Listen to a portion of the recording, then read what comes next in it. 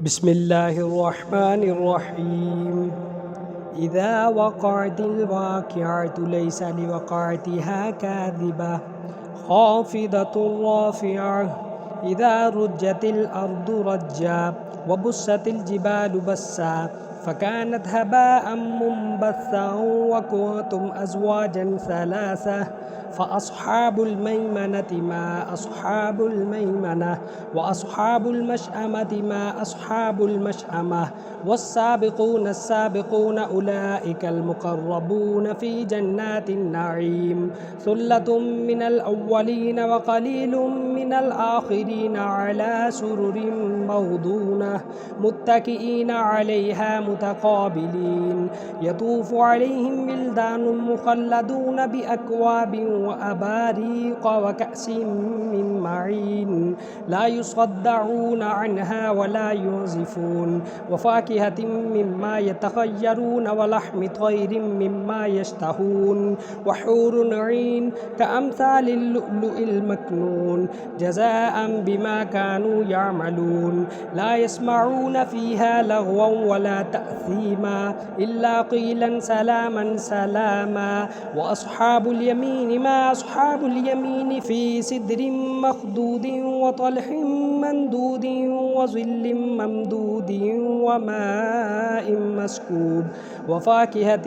كثيرة لا مقطوعة ولا ممنوعة وفرش مرفوعة إنا أنشأناهن إنشاء فجعلناهن أبكارا عربا أترابا لأصحاب اليمين ثلة من الأولين وثلة من الآخرين وأصحاب الشمال ما أصحاب الشمال في سموم وحميم وظل من يحموم لا بارد ولا كريم إنهم كانوا قبل ذلك مترفين وكانوا يصرون على الحنث العظيم وكانوا يقولون أئذا متنا وكنا ترابا وعظاما أئنا لمبعوثون أو آباؤنا الأولون قل إن الأولين والآخرين لمجموعون إلى ميقات يوم معلوم ثم إنكم أيها الضالون المكذبون لآكلون من شجر من زقوم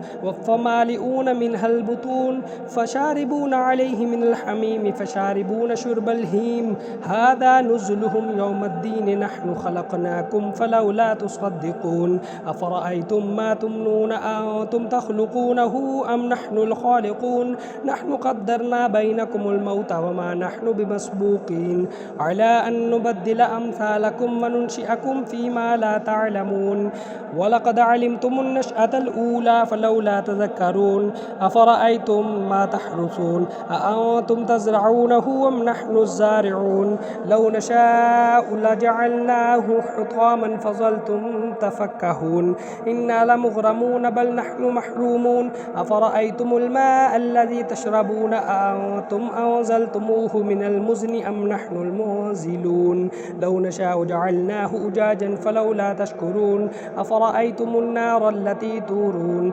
أأنتم أنشأتم شجرتها أم نحن المنشئون نحن جعلناها تذكرة ومتاعا للمقوين فسبح باسم ربك العظيم فلا أقسم بمواقع النجوم وإنه لقسم لو تعلمون عظيم إنه لقرآن كريم في كتاب مكنون لا يمسه إلا المطهرون تنزيل من رب العالمين أفبهذا الحديث أنتم